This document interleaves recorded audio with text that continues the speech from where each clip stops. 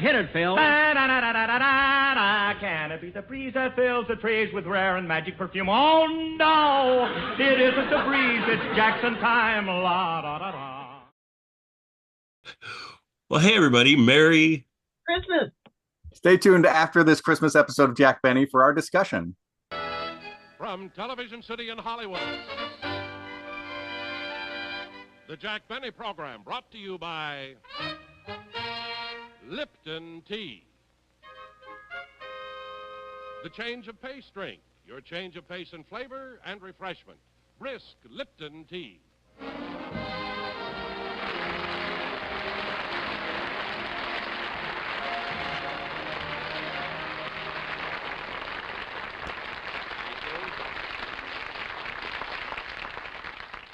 Thank you. Thank you very, very much, ladies and gentlemen, and welcome to our show. You know, this is of course, the night before Christmas. And upstairs, CBS is giving a Christmas party right now, you see, and they have mistletoe hanging all over the doorways, you know. And just my luck, as I walked in, Lassie was coming out.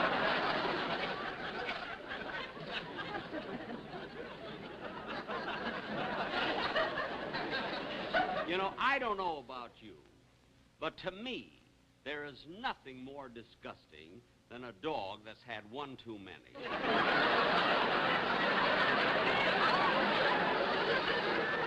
Ladies and gentlemen, you know, every Christmas or at this time, you know, I always give a party at my house. I invite the cast and the crew, and we exchange gifts. You see, we have a lot of fun. But tonight, as long as I have to be in the studio, we're going to have the party here, exchange gifts right on the stage, you see. And we're going to do it. Rochester will be here trimming the tree and everything right here on the stage. But meanwhile, I want to continue with the show now and bring out my singing star, Dennis Day.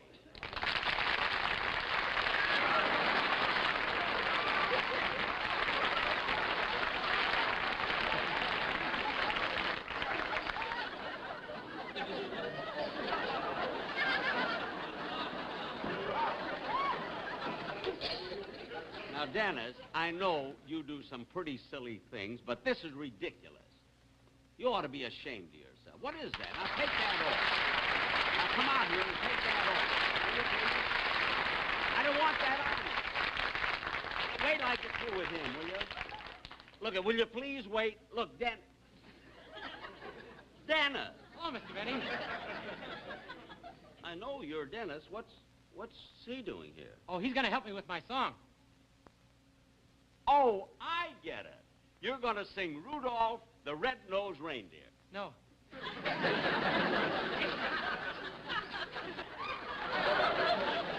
to sing a Christmas song. That's right. And it has something to do with the reindeer. No. No? No. Well, then, how is he going to help you with your song? Well, you see, he's my piano player.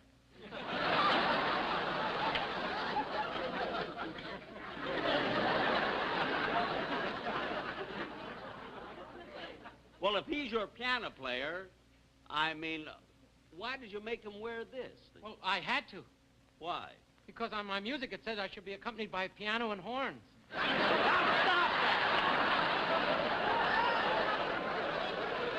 Now, you're going to sing your song with the orchestra like you're always supposed to.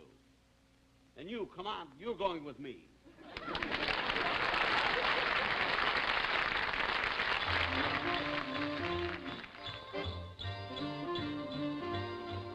Sleigh bells ring, are you listening? In the lane, snow is glistening. A beautiful sight, we're happy tonight, walking in the winter wonderland. Gone away is the bluebird, here to stay is the new bird. He sings a love song as we go along, walking in a winter wonderland. In the meadow we can build a snowman, then pretend that he is Parson Brown. He'll say, are you married? We'll say, no, man. But you can do the job when you're in town. Later on, we'll conspire as we dream fire, to face unafraid the plans that we made, walking in a winter wonderland.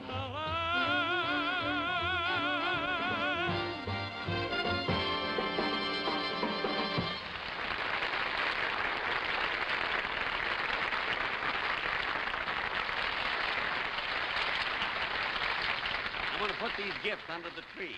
Open the curtains, please.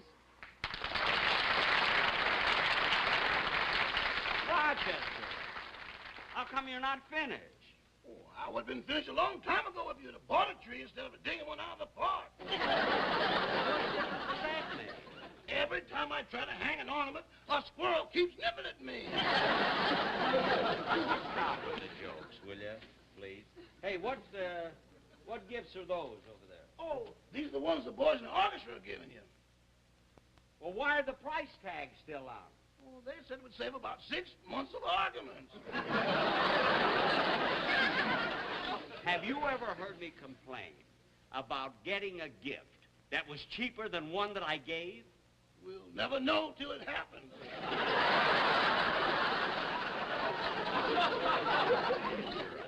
Well, now look, you finish, and when you get through, call me, and I'll continue with the show. Huh? Fine, okay. You know, ladies and gentlemen, I'm kind of glad that Rochester isn't through there yet. It'll give me a chance to do something I've always wanted to do, and that is to walk out and talk to you folks in the audience. I've never done that before, and I've always wanted to do that. So here I lighten you down myself. Every Christmas, they can't do enough for you. Well, let's see here. We have, here's a gentleman here. What's your name, sir? Johnny Vickers, Jack. Johnny Vickers. I see. Where are you from, Mr. Vickers? Tarzana. Tarzana. Well, nice to have you at the show. And you? Dorn. Oh, darn. I'm glad you're here. Now, let's see. Who else have we here? Well, there's a lovely woman here. Are you enjoying the show? Oh, I certainly am, Mr. Benny. And since it's Christmas, I'd like to give you a little gift. Oh. Yes, Oh, here's a jar of strawberry jam. Oh, well, thank you very, very much. That's Mother Sarah's jam. Oh, Mother Sarah's jam. Isn't that nice? It's very good, strawberry jam. Well, I imagine it is. Uh-huh. And thank you very much, Miss... Mother Sarah.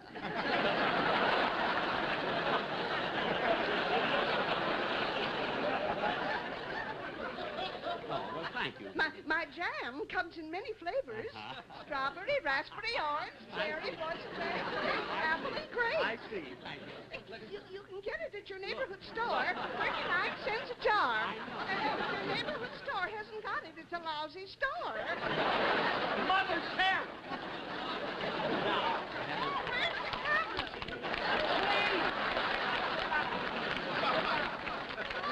Mother! Yeah, I never saw such enthusiasm here. Let's see who we got. Oh, here's a gentleman over here. Your name, sir? Harry Johnson. Harry Johnson. I see. Where are you from, Mr. Johnson? Oh, I'm from Nebraska. Oh. I'm spending the Christmas in California with my family. Oh, I see. Mr. Benny, Huh? I've always been a big fan of yours. I wonder if I could have your autograph. Well, certainly. Certainly. Thank you very much. I haven't any paper with me, though. Oh, well, that's all right. You can write it on here.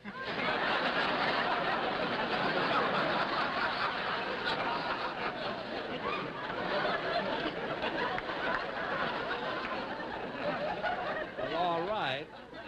It would be easier if there were some lines here. Let's see. All right. I can do that, I think. There we are. Whoop. You're welcome. Very much. You're welcome. Nice, clean-cut fellow, isn't it? Let's see who else we have. Here's somebody over here. Oh, mister.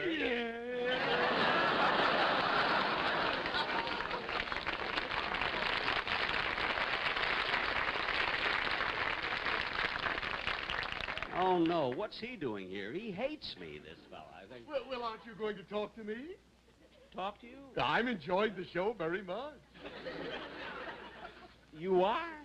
I think you're giving a wonderful performance. Look, I've been applauding till my hands are all red.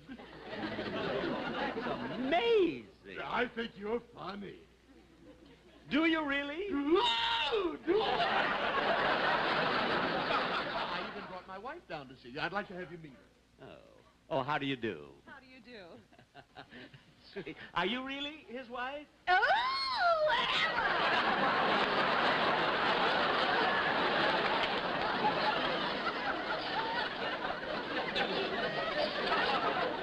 Well, I asked for that, I guess. Well, I better get back on stage now and get everything. we also have the economy size for Hey, look, I don't care what you look, will you please? Now, I've got to go. Now, please. I don't care. I Mother!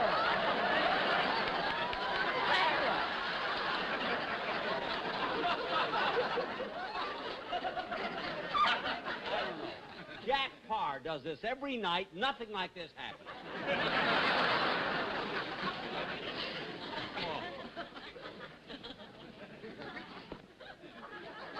Where's that usher when I need him?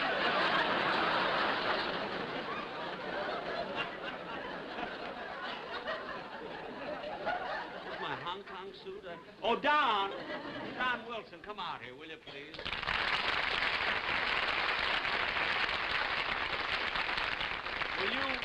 Will you take over while I put on another coat, will you? Oh, I'll be glad to, Jack, and that'll give me a chance to play a little game. Yeah, you and your games. Go ahead, play it. All right, Jack. Will you open the curtain, please? All right. My name is Santa Claus.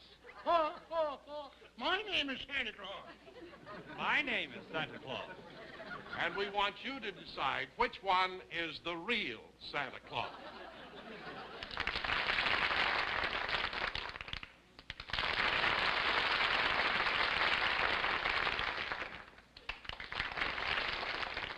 That's right, you guessed it. This one is the real Santa Claus. Yeah. Now, what do you do? I work for the Lipton Tea Company. Yes, sir. I'm the one who puts the tea in those flow-through tea bags. The tea bag that brews full-strength flavor. Yes, and every day more people are discovering that Lipton is a great change of pace and flavor. It satisfies like coffee, but refreshes you better. That's right, Don. Yes, I know. My name is Santa Claus. I live in the North Yes, Shore. yes, I know. Now, sir, what line of work do you do? I also work for Lipton Tea, Don. I see.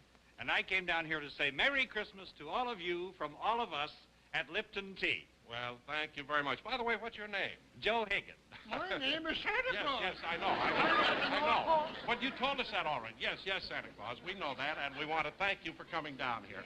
And we hope you didn't mind helping us out with our Lipton Tea commercial. Well, this time I didn't mind. Oh, you've done commercials before? Oh, yes. During the baseball season, they made me shave. All right. Well, thank you all very, very much. Thank you. Thank you. Enjoy brisk Lipton tea all through the season.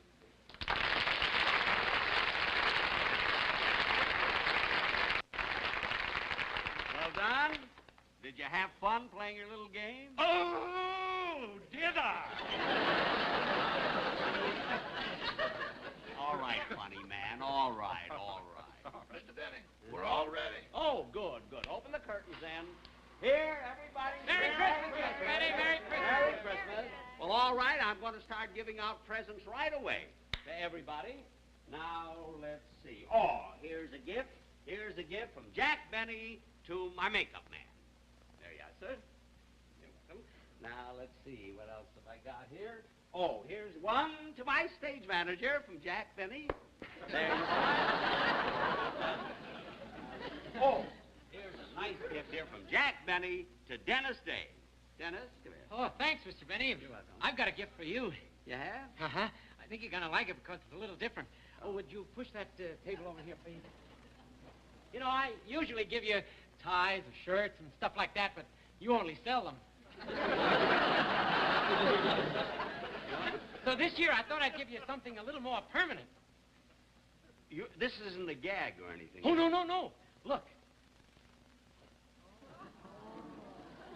Oh, Dennis, that's me. Yeah, I had it specially made. It took 4 weeks. Isn't that wonderful? know, I got the idea in a museum. They had busts of Napoleon and George Washington, Caesar. Oh, Dennis, that's sweet. I'm so grateful. I'm going to take it right home and put it in my den. No, in the kitchen. It's a cookie jar.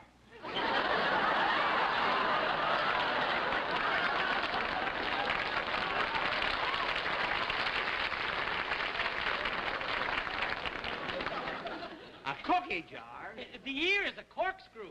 I don't care what it is. I don't want... Listen, you can open bottles right here. I'm not going to open... And you can squeeze orange juice on the nose. I'm not going to squeeze any orange juice and take that thing off. Now, get off. What is that? I don't know what he's complaining about. These cookies are... Boy, are they lousy. Silly kid, that is. Now, let's see, what else have I got here? Oh, Don. Yes? Don, will you please take this gift to Frank Remley and the orchestra? I gave the other boys already their gifts. I'll be glad Oh, to, Jack. will Frank Remley be surprised? Well, how can he be surprised, Jack? You've got toilet water written all over the package. Well, look, you have to do that with Remley. You see, when he opens a package and sees a bottle, he doesn't even wait to read the label. I remember last year, I gave him a miniature ship in a bottle, and the mast stuck out of his mouth for 3 days. I know what I mean. All right, I'll give it to him. All right, you give it to him. Now let's... here it is. From Jack Benny to his script secretary. Yeah, Jeanette, Merry Christmas. And don't say thank you. That'll cost me $80. All right, I won't. You did it! Now, let's see. Oh, here is something. Ladies and gentlemen, I have a special gift here. A gift for someone special that I want to talk about. He hasn't been on my show for a long, long time since his automobile accident. And you're going to see him tonight for the first time in almost a year, Mel Blanc.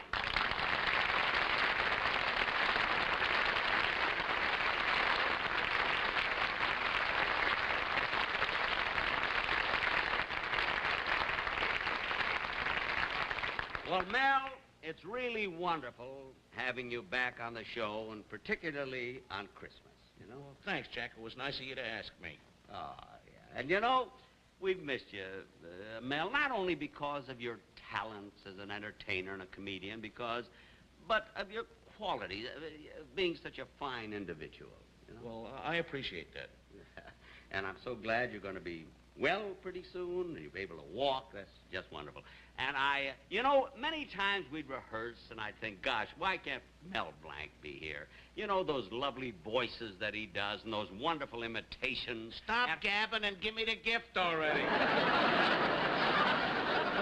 sorry. I'm sorry. Thank you.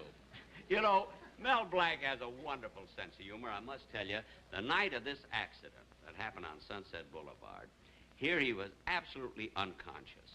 And they brought him to the hospital, and he would really had a bad accident, you know, and there were all these specialists working over him, you see.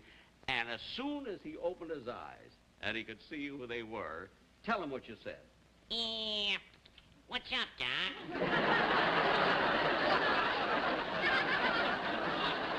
Hey, you know,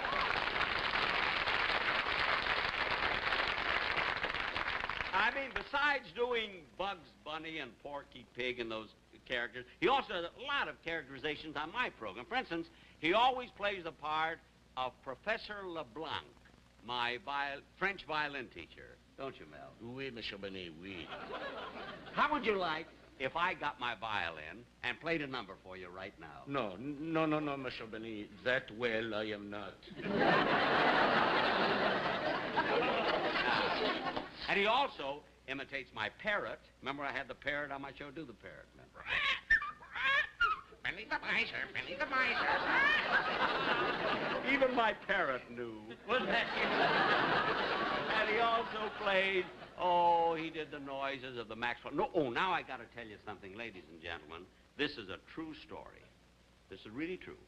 But during our radio, when we were on radio, I went to my writers, And I says, fellas, look, Mel Blanc can imitate anything or anybody. Let's trick him this show. Let's put in something so difficult that he will not be able to imitate it, and we won't tell him anything about it till he comes to rehearsal. So in the script, we put down for Mel to imitate an English horse. Imagine, and we didn't tell him anything about him. We brought him the script, and here's exactly what he... Show him what you did as the English horse.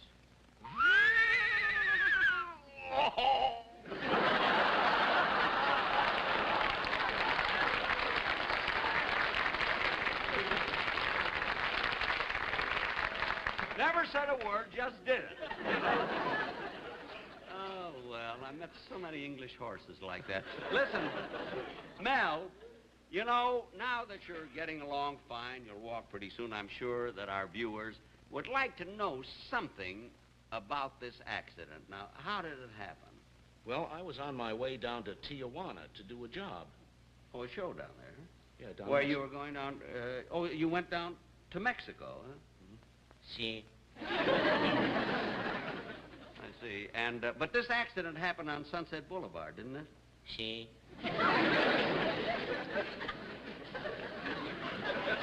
Did you find out who it was that bumped into you? See. What was his name? Sigh.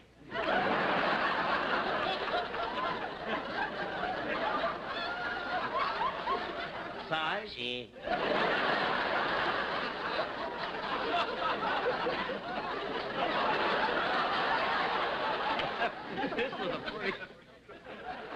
This was a pretty horrible accident. Aren't you going to do something about it?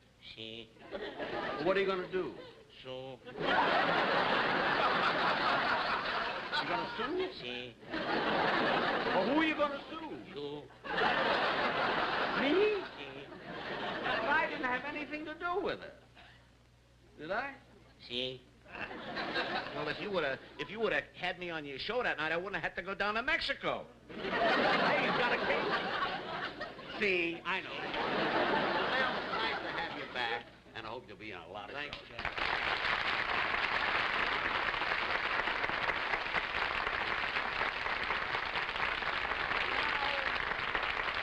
Oh, here's a gift I have for a fellow that was sitting in the audience. Now, all year long, he plays the part of a man who's supposed to dislike me. But we're really the best of friends. Frank Nelson, come on up.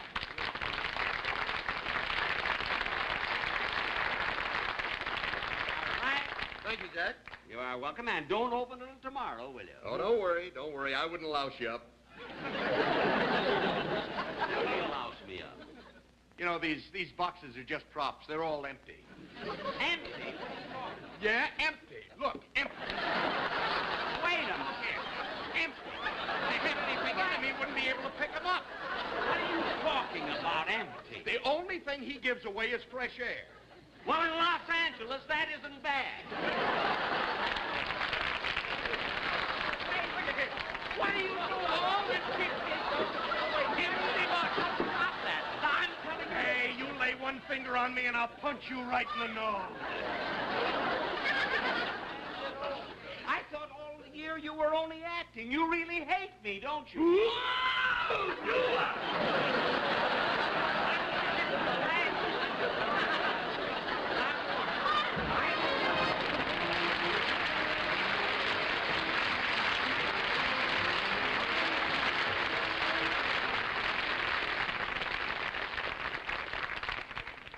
Jack will be back in just a moment, but first, here's a word from our sponsor. Mother Sarah's jams are the best on the market. Not you! My sponsor!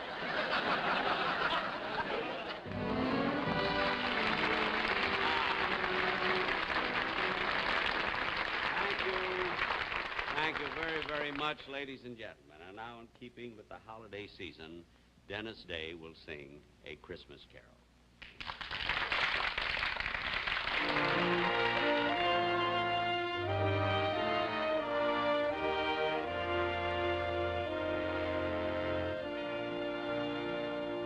Oh, come all ye faithful, joyful and triumphant.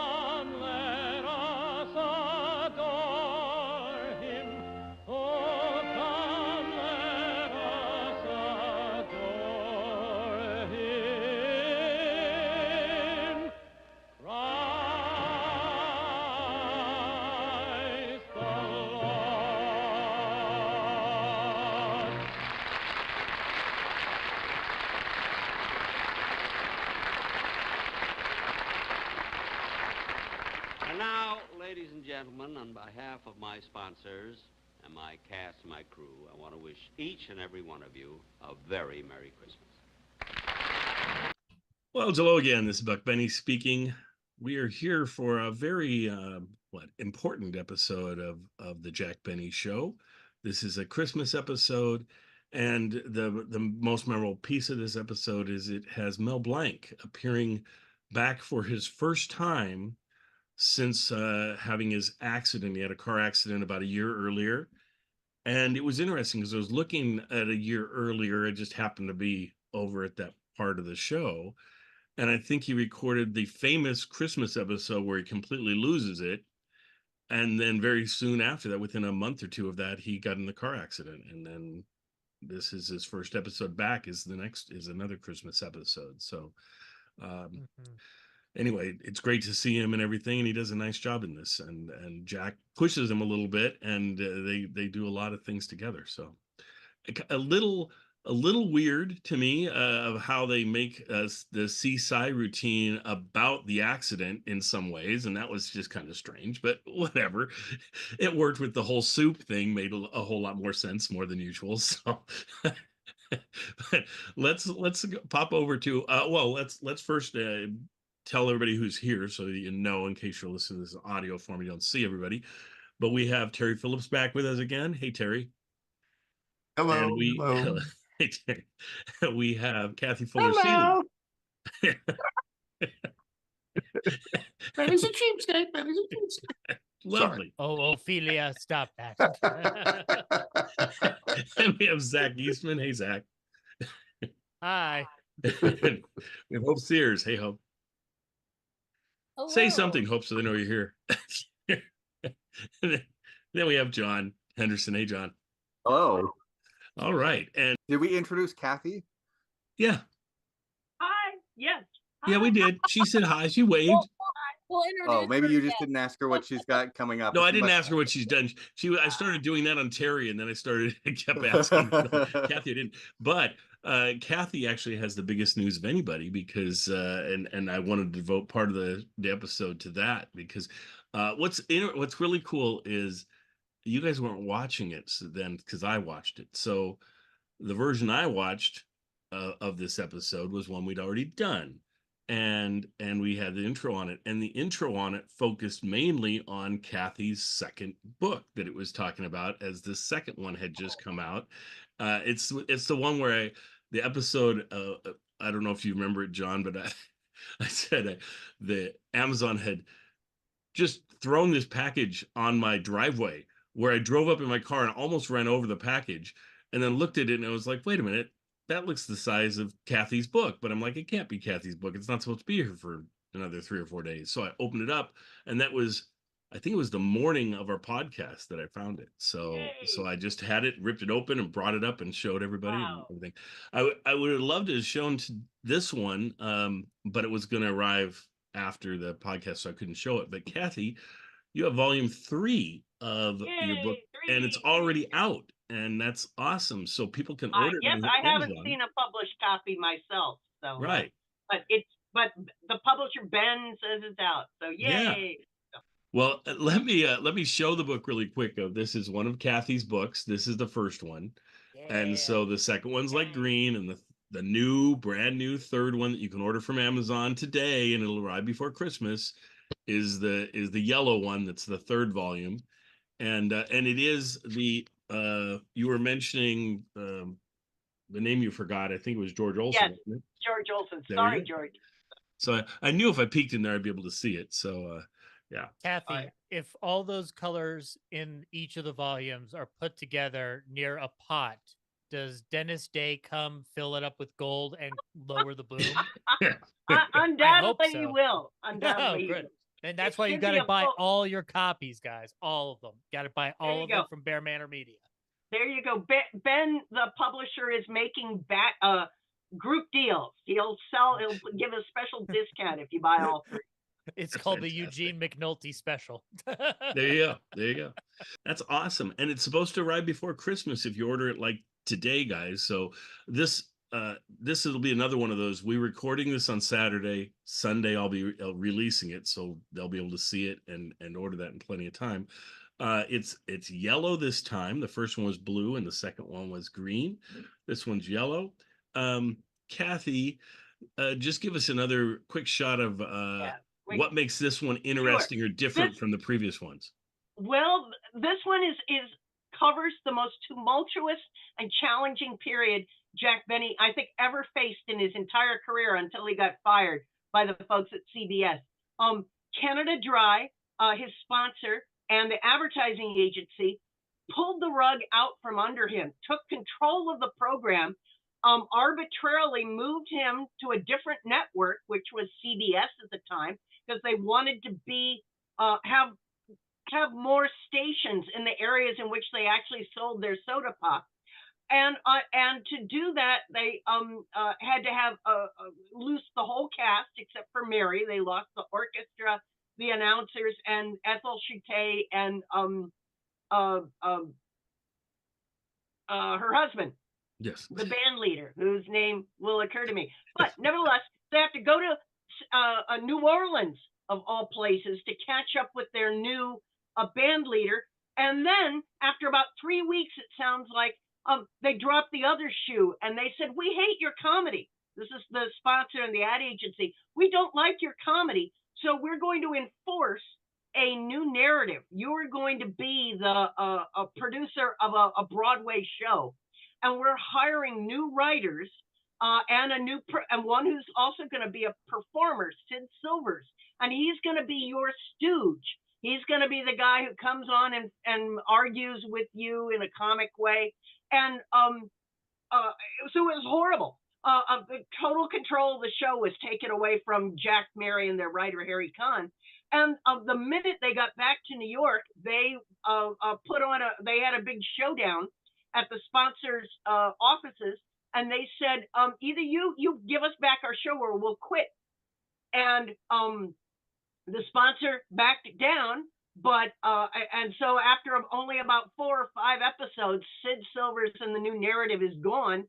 But their other shoe to drop was that they canceled the show when its next 13-week period was up. And so Jack was the first of the canceled comedians.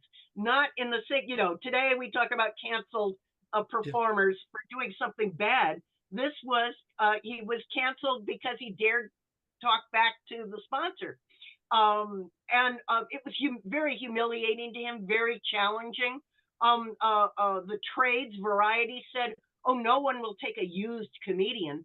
And it'll be years till he can get on radio again because everybody so associates him with Canada Dry, with all the funny commercials he had made. And it was so what, months or weeks before he got back, I think? Well, no. Actually, it was only about 3 or 4 weeks. They got to go to Miami Beach and sun themselves. Another disaster happened, which was Al Jolson, the very temperamental singer, abandoned. He walked away from his show with Chevrolet. He was the highest paid radio talent. And in early February 1933, Jolson walks away from his show. And Chevrolet says, "Hey, we want to stay in it." And they were sold as 3rd or 4th choice Jack Benny. And so they said, "Oh, okay, we'll try this used comedian." Well, thank you, Jolie, for leaving. Right, it's space for Jack. So most of it plays, I get to talk about it in the introduction because it plays off camera, but there are also off mic, but there are some marvelous episodes in this batch, including Jack was among the shows that was invaded by Gracie Allen and George Burns during the January 1933 now famous episodes, where she leaped onto all the other big shows that were being broadcast, searching for her brother George. That's awesome. Far too much detail, sorry, but it's going to be fun. So. Buck, you forgot to introduce Zach. Yeah, I did. Zach's been here the whole time, and I've been waiting in the wings for how long? My friend Zach. Hey, Zach, how's it going, man? I'm good. I'm Which one are glad we you're talking here. about? We haven't even talked about the episode yet, so we're good. Other than we nice. had we found some discoveries on the episode, but we will cover that as we get in there because we didn't know if both episodes exist, but then we realized we watched the live and some of us watched the live and some of us watched the film, so we ended up definitely having both episodes, the live and film. Okay, I thought the discovery was that we finally found Jack's Best Actor Oscar that he clearly should have won in 1942. Yes, Oscarine. We've all been looking for that, right? Oscarine with the little cigar. So. Yeah, I'm just saying James Cagney's a great actor, but Yankee Doodle Dandy doesn't hold up as much as To Be or Not to Me. So let's go to Hope and get her impressions of this episode. I love this episode. It's one of my favorite episodes. It might be sacrilege to say, but it's one of my favorite Christmas episodes because it has like you said, after his accident, it has Mel Blanc, and it's just so clear to see that Jack and Mel have such a great relationship.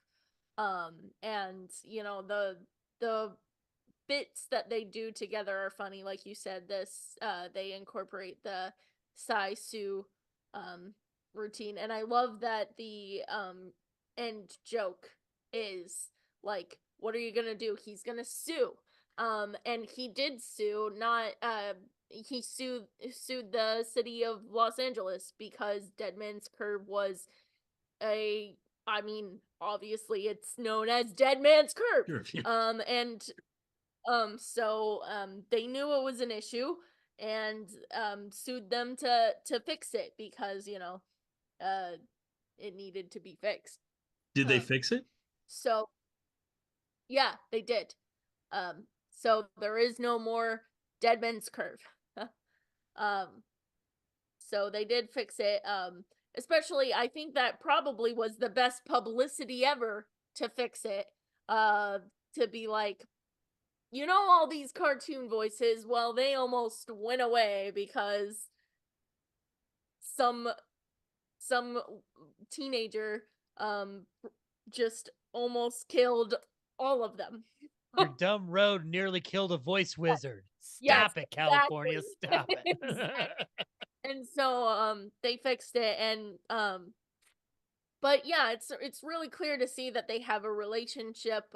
Jack visited Mel in the hospital several times. It depending on what article you're reading, he visited from every day to every 10 days. Like, he was visiting often because he was in the hospital for quite a long time.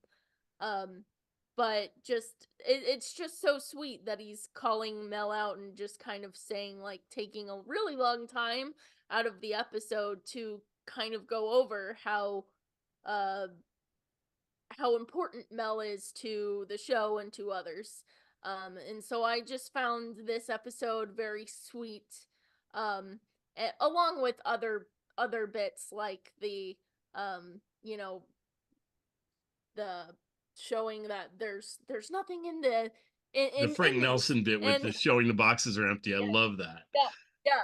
And then also telling, what was it, his secretary not to speak because he'll have to pay her for it if she speaks. And then she speaks, and I'm like, that's hilarious. And I don't know, whether that was planned or not, because that's it could have been planned, but it's also very serious. I don't know how serious they were about speaking parts back then, but you do have to pay actors more for speaking. And so I wonder if that was something that they kind of had agreed upon beforehand, or it was. I'm sure it was. I'm sure in real life, Jack Benny would pay for a laugh like that. Right. Yeah. Right. I think so. But it was just kind of cute. I love that little interaction. I wonder if that was something that behind the scenes, though, that they had talked about, well, this can be your Christmas bonus. I'll pay you for extra lines. So, or if that was a joke between them. It just seemed very kind of cute. But yeah, I just love this episode because I love Mel Blanc so much.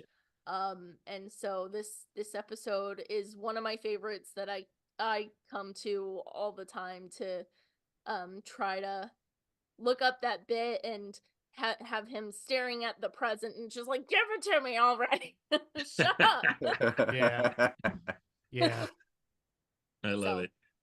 Well, and we know that the history between Mel Blanc and Jack Benny, they were tighter than I think anybody else on his, like, the radio show. It just not like everybody was tight with Jack, but in reality, they would do the show and then they'd all go their separate ways. But Mel Blanc and his family and Jack and his family would get together and do camping trips and things and do more together than the other cast, which I think is interesting. I mean, to get that piece. I mean, just thinking about it, I would guess like maybe he'd spend a lot more time with Dawn or something, but it wasn't. That's not how it was. So interesting. Well, let's go over to John and get John's thoughts on this thing. So, John, did you like the episode? Oh, I love this episode. It's lots of fun. I love that it's Christmassy. It's different than some episodes. You look at the famous Christmas episode where they're Christmas shopping, and that is its own thing and it's classic. This has a very different feel, but it's got almost as many laughs. I felt like, I love the Dennis Day bust that he presents him. I thought that was very funny, and I love the part. I think my favorite. John, I was just going to say, what makes it especially funny is you can hear the crowd sort of go, "Oh, that is lovely. That's wonderful," thinking it's a serious thing. And then it's a joke. And it's like, I loved it. Yeah. My favorite part of the whole episode is when Jack Benny goes and he talks to the crowd. And, I don't know if we want to talk spoilers because I just think that whole bit and how it unfolds is very, very funny. And the part with Mel Blanc where he's chatting with Mel Blanc, it feels like a talk show. Like they sort of pull back the curtain and it's like, we're not doing a bit right now, we're just chatting. And it's the kind of thing that he would later do with Mel Blanc on actual talk shows like Johnny Carson. Yeah. And it was that same sort of like bit that hey, remember the time we did the English horse thing and the Maxwell. So it seems sincere and was great to watch. Agreed. The one where he goes in the crowd, I love the first guy he talks to, because the very first guy he talks to seems like a real audience member. I have no idea. Yeah. But the guy, you could tell he like said his name and then Jack moves on and the guy looks like, "Oh, I wanted to say more. I had something to say to you." And you could just see it on the guy's face. He's like, he's on the verge of saying it and then Jack moves away. It's like, okay. But most of them, I mean, you could definitely tell the plants, but there might have been some real people mixed in. I don't know. But or extras that were hoping to get a couple lines in besides just their name. Yeah. That's a great point. I love the audience member who tries to turn around when Jack is talking to Frank Nelson, and you got this guy going, "Damn it, what's going on? I want to see." So. That's great. Anything else, John, stood out for you on that one, or? That was there's a couple of references that I'm sure Terry may expand on. He probably knows more than I do. But Jack references Jack Parr. So Jack Parr must have done an audience thing. There's no question. Terry knows more than you do. It's just, yeah, that's just we take that for granted, with it. And the other thing is the to tell the truth reference. They had a TV show where there were three people and two of them were pretending to be the person and the third person was the real person, and the panel had to guess who the real person was. And so that was a fun reference there. Yeah. Zach, what were your thoughts on this one? I like it. I don't like it as much as the Christmas shopping episode, but I think for me, it's hard to top the ending of the Christmas shopping episode because it's probably one of the darkest endings to a Christmas special that's ever existed and will ever exist. Yes. By the way, at this time of the year, please, if you need help, please reach out to people. But This one in particular, I had a couple observations on it. First of all, I love the idea of Jack getting a cookie jar that looks like him. And then but I reject the idea that Jack would not still keep it. He immediately goes, I don't want it. I'm like, what are you talking about? Like that is not in character at all. But it was still a funny bit because it's if Dennis can make him angry, that's more powerful than any logic you can tack onto this. The other like humorous observation, like if I had a comedy high moment, it is Frank Nelson just going like, there's nothing in these presents. There's nothing. I think it's certainly not the best bit he's ever done, but I love how he puts a lot of energy physically into it and just starts moving around and just like it's sort of like the movie Network where Peter Finch is just losing it. But there's such an obvious, there's an obvious cue he's taking as this character. It's just beautiful to watch him just explode on that. The Mel bit is great. What I found interesting from a film history standpoint, and I guess we're talking about short films with Looney Tunes in this particular case. This story, the story that Jack relays, is the story that everybody tells of how he got out of the coma. And I had a couple of observations. Number one, I wonder, I'm sure there's newspaper accounts that completely like tell that story anyway, but it's almost like Jack is sort of mythologizing that story already a year later, which was kind of interesting to think about. I'm sure there's a newspaper out there that talked about that story. It's good publicity. It's a great story to have the guy who voiced all of these amazing characters be saved by them. It's just interesting to watch Jack basically mythologize it in a very matter of fact way. It's not really in a very inaccurate way, it sounds like. Because he makes it sound like, to me, when I heard it, each time I've heard this, I'm always trying to listen to it going, okay, how does he relate the story? And the story sounds like it's the first day in the hospital that he wakes up and does this. Yeah, when in reality, every other time I've ever heard the story told, I don't know if it's a month later or if it's a long time later, or if it's a few days later, but it's like he was in a coma for a while, and that's how he got out of it. Is essentially, it sounded like all the versions I've heard, it was the doctor saying to him, Bugs, how are you? Or relating to him as Bugs Bunny, and then he comes up and says, "What's up, Doc?" But I don't even. It's, who knows? It's such a legend. Where's legend and reality? I have no idea. So here's what kind of happens with Mel. Mel finds it so kind of unbelievable that it happens that he kind of goes back and forth with denying that it happens. I think especially in the early days. But Noel, I have heard Noel say like that his father, like, he watched it happen, so he knows it to be true. But but I do think it probably gets exaggerated, especially Jack's account of it here. I find yes, it doesn't quite measure up to how everybody else is describing it, because it's just kind of like the story goes that Noel would play, the Looney Tunes in the background, and one day the doctor kind of gets the idea to try to talk to him as Bugs, and then he slowly starts to, kind of come out of the coma. So according to Noel, this is true. And that he witnessed it. But yes, if you see various stories with Mel kind of like doesn't realize that he's doing that. Yeah. And it's interesting to watch just a year later, to watch Jack basically building up his friend again, which I think is like, it's not that Mel would have needed any like reminder that he's still good to work. But I mean, if you're coming out of that kind of a bad accident, having been in a coma for that long, I'm not saying that people had their doubts that he could still do what he did, but, well, one, the voices do change post-accident, but that's also age.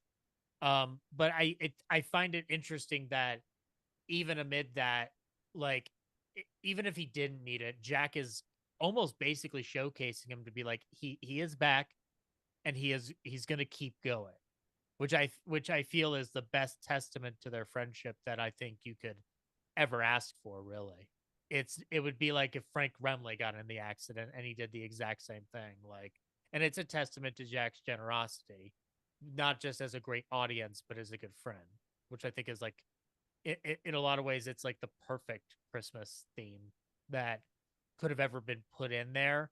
And it's not, he's not even trying to go for anything thematically grandiose. He's just doing it because it's his friend, which is great. And since you brought up Frank Remley, I'm trying to remember, I think I've read or seen or heard or whatever that Jack had a relationship outside of this show with Frank Remley as well, kind of like he did with Mel Blanc somewhat. On car trips a lot. Okay.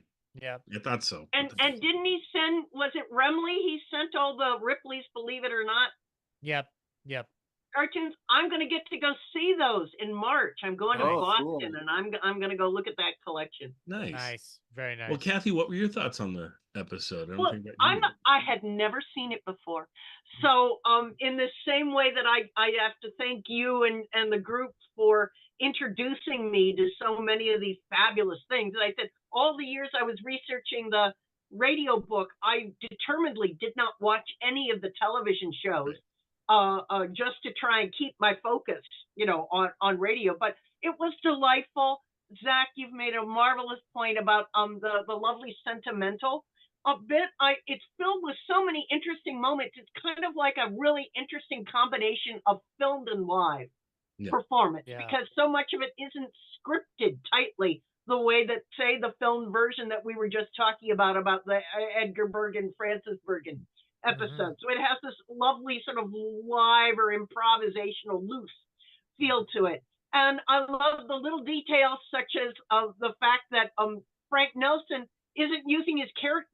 He drops back to normal voice when he's saying, "Look at these packages," and so I love to get to hear Frank in his non-"Woo, am I?"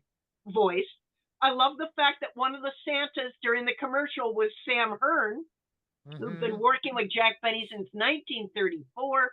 And that the fact that Sam Hearn had to read his script from inside his hat, it made a wonderful throwback of toupee jokes. So that makes sort of three things under the hat, things that are kind of hidden on top of your head aspect to it. And I was curious who the other people on stage were. Were they actual members of the cast, or were they just hired to stand there? And I was a little sorry that Rochester didn't get a present on film. So yeah. Well, we're all disappointed about that anytime that happens. Did Rochester do much? Did he have much of a role in this? I didn't even know he was in the episode, and then all of a sudden he's there in the group. Yeah, he was in it twice. He was in it at the very early stage when Jack was talking about the tree. Oh yeah. He's by the tree. That's then when he came back, he pulled the curtain back and said, "Okay, we're ready now." No, it's not that he had no screen time. He just didn't get a present. Yeah, which is consistent with his relationship with Jack Benny. Yep. He doesn't pay him. Why would he give him a present? No, the answer he would always give was, "What do you get him? He's got everything." Or where do you get him? He's got nothing. Terry, what were your thoughts on this one? And did you notice anything you wanted to point out to us? Well, John said everything I was going to say, so I beat you to it. There were a couple of other cast members I wanted to point to. The actor who played the announcer in the Three Santas set, who said he was from what company? Who was the sponsor? Lipton Tea. Lipton Tea. He said he worked for Lipton Tea. That actor was Win Elliott, who was a sportscaster, and so that's why he had a big announcer voice. Yeah.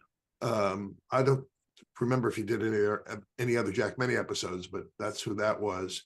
And the guy who played the Santa in the middle was was Dick Elliott, no relation to Sam Elliott. Dick spelled it with 2 T's, and actually Win Elliott was his middle name.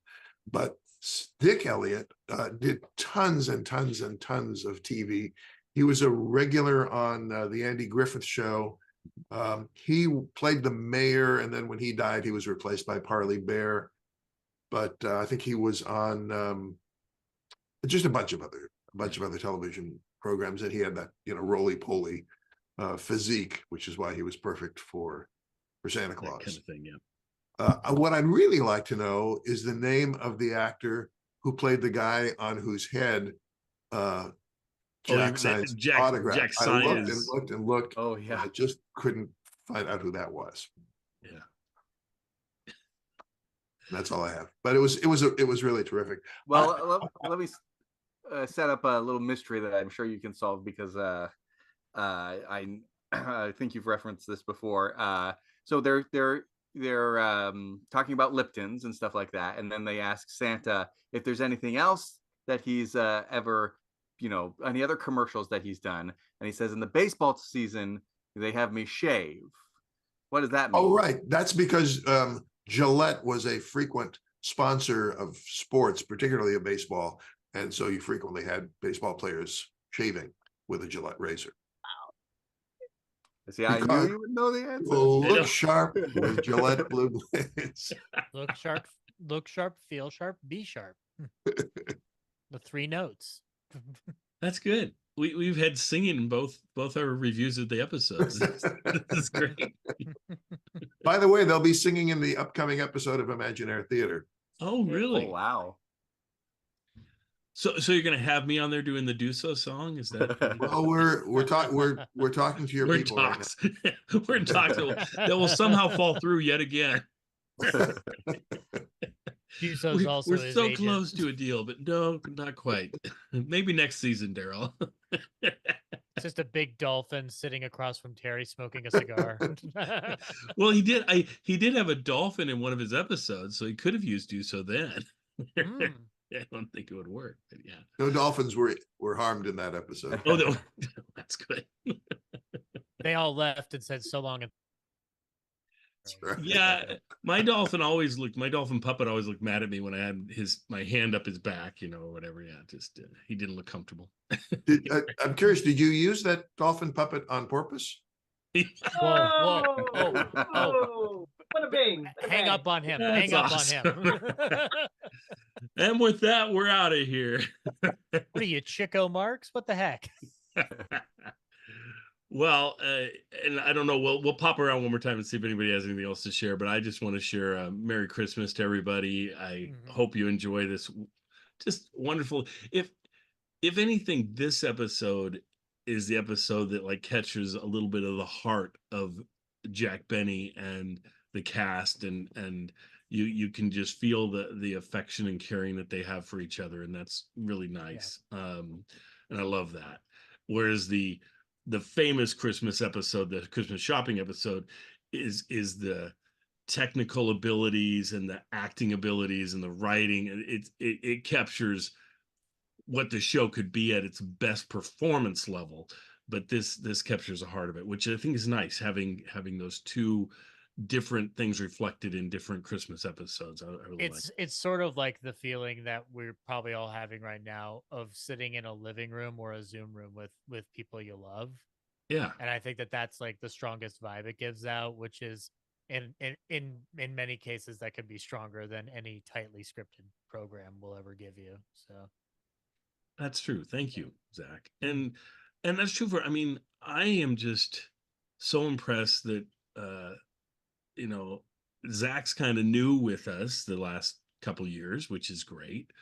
And we love having Zach. And I'm just so enamored. You're going to fire me, aren't you? No, I'm just so enamored that we continue to have Terry show up whenever he can. And I love that. And the fact that John and Kathy have done so many of these with me. And I just love that we keep doing these. So I just want to thank all of you and hope you all have a great Christmas and everything.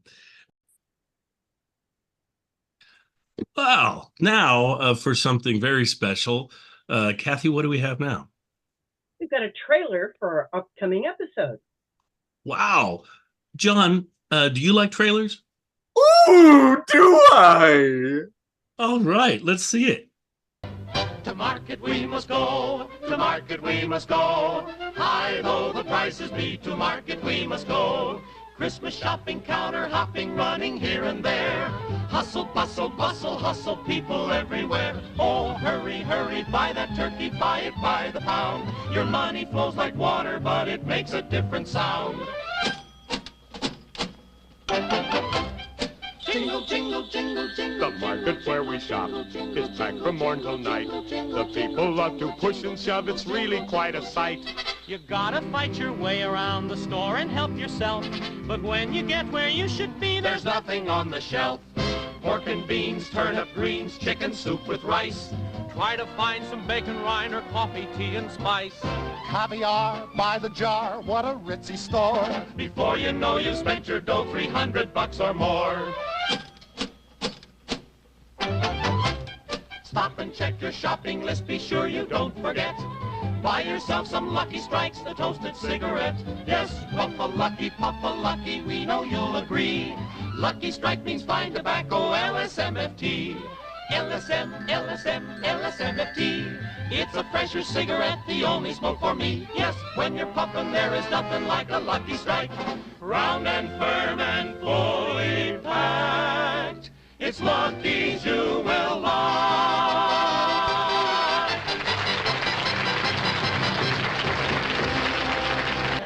Gotta go to the meat department, I know that. Bud.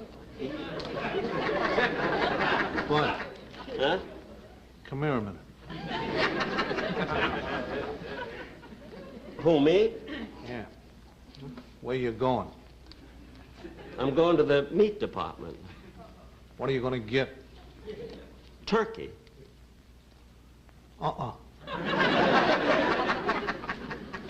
What? Get a rabbit. A rabbit? Turkey may look good at the start, but the first thing you know, its legs are gone. Well, I don't know. I had turkey at Mike Lyman's restaurant on Thanksgiving, and turkey was very popular. Maybe so, but rabbit was the favorite in the Derby. Well, are you sure? Well, certainly. Just look at the selections. Rabbit is first choice. Who picks him? Chef Milani. Well, I'm sorry, but I'm still going to get a turkey. Why? Come here a minute.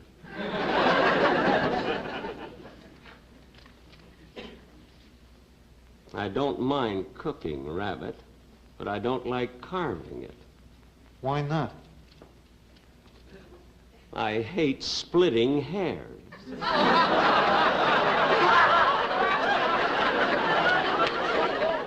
I'm going to get a turkey. Okay, it's your giblets. This guy, I don't... Oh, there's what I want. Let's see. Some of this spinach. Let's see, I think the cans are half price when they're dented.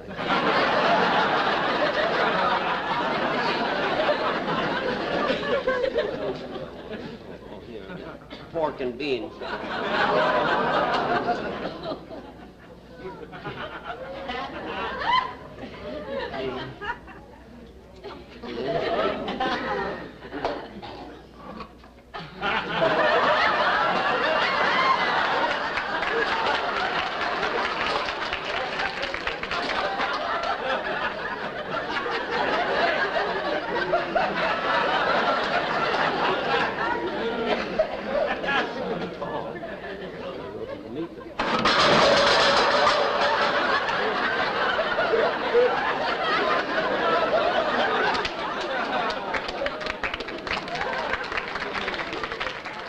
I don't understand at all.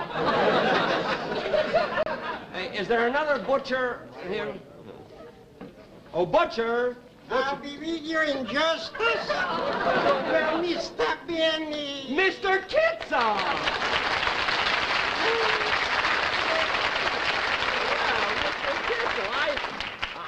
I didn't didn't know you were working in the meat department, dear. I'm only helping out during the Yuletide festivities. Oh, I see.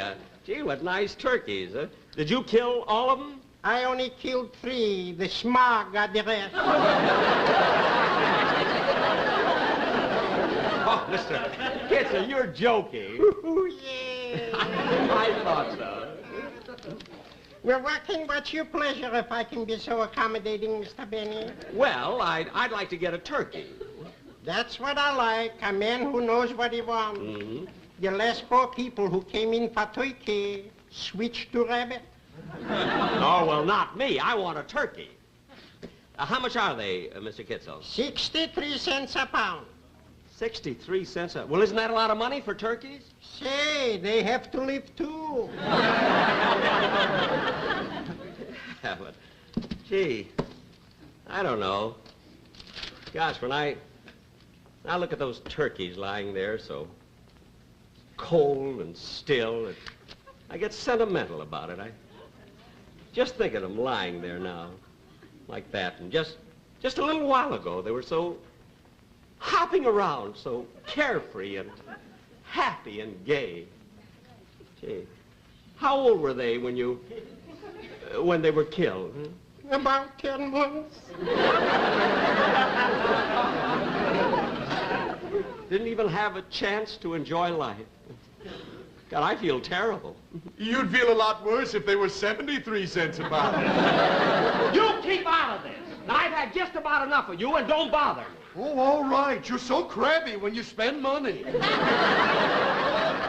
I think I hate him. I don't blame you.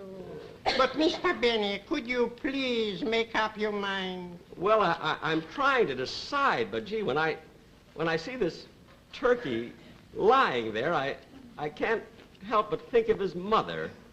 She must be lonesome. Oh, don't worry. That's her laying next to you. Oh, well, then I'll take both of them, you know, and you wrap them up, and I'll come back and I'll see you later. Yes, I will. Thank you, Mr. Benny, and a very happy Yuletide. Thank you. The same to you, Mr. Kitzel.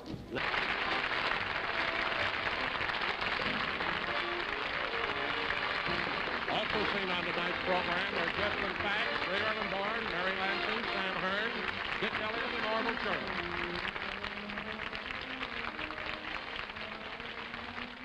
The Jack Benny program is a J&M production. This is Don Wilson saying good night, and this program is pre-recorded.